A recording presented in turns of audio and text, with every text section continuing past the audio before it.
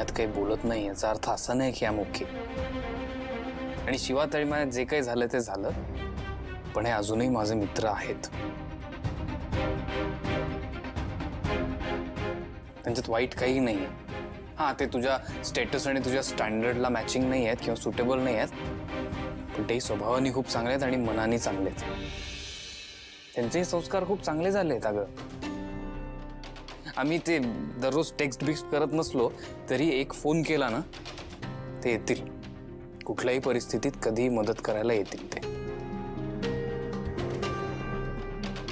आणि मला असं वाटतं इट्स सेफ टू से की शिवानी मला हे मित्र दिलेत.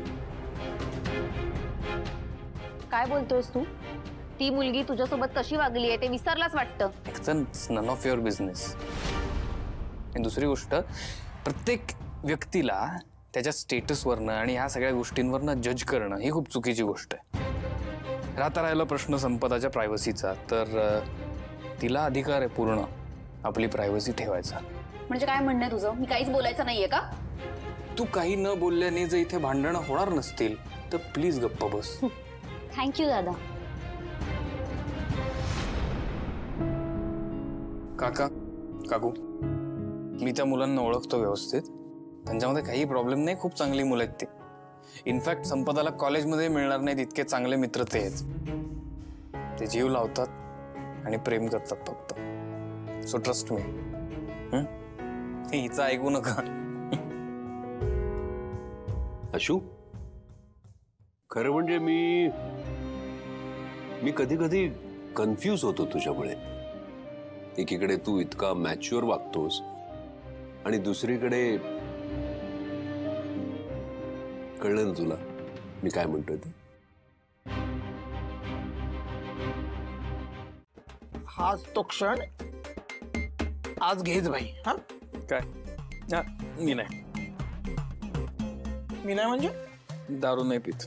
हे मला माहितीये. मग मला काय, मी कसा दारू पितो हे बघायला बोलवलंयस?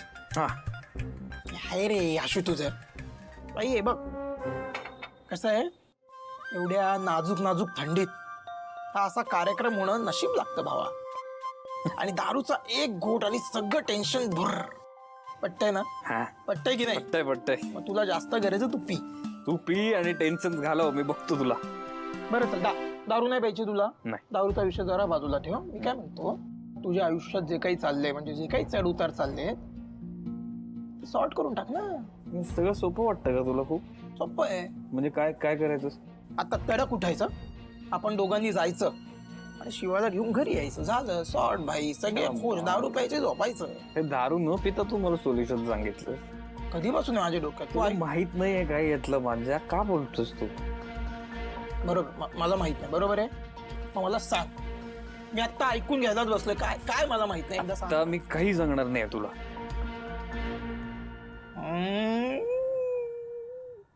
लबाड माणूस.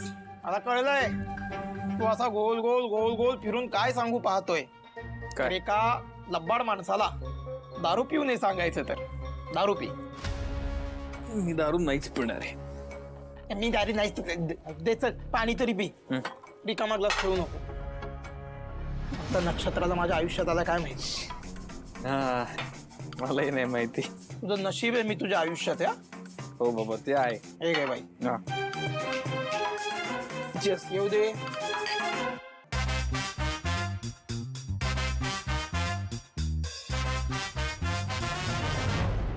सुख सुख म्हणतात ते हेच रे. बाकी काय नाही. संसार विंसार एका बाजूला आणि हे एका बाजूला बाई. वा, मूड ना फ्रेश झालाय. आता कसं आहे, मी चांगल्या मूड मध्ये. काय घडलंय तुमच्यात? नाही. मी तुला आता खूप वेळा विचारलं तरी तू मला सांगणार नाही काय घडलं? नाही. नाही नाही. तुझी नकार घंटा आणि ही महागडी दारू, यात काय महत्वाचं आहे बरं सांग? आई ये ना, बघ. असा हुशार आहेस तू लहानपणापासून. दारू महत्वाची आहे तर मी सध्या दारूवर फोकस करतो. तू तुझं दुःख तुझ्या जवळ ठेव. पण एक अट आहे भाई. बोल बोल. मी दारू पिताना मध्ये बोलायचं नाही. मी विचारेल तेवढीच उत्तरं द्यायची. चकणा खायचा नाही. काय जो दारू पितो तोच खाऊ शकतो हा नियम आहे भाई. टेबलचे नियम आहेत ते पाळायला पाहिजेत, नाहीतर पाप लागतं. चला 100%.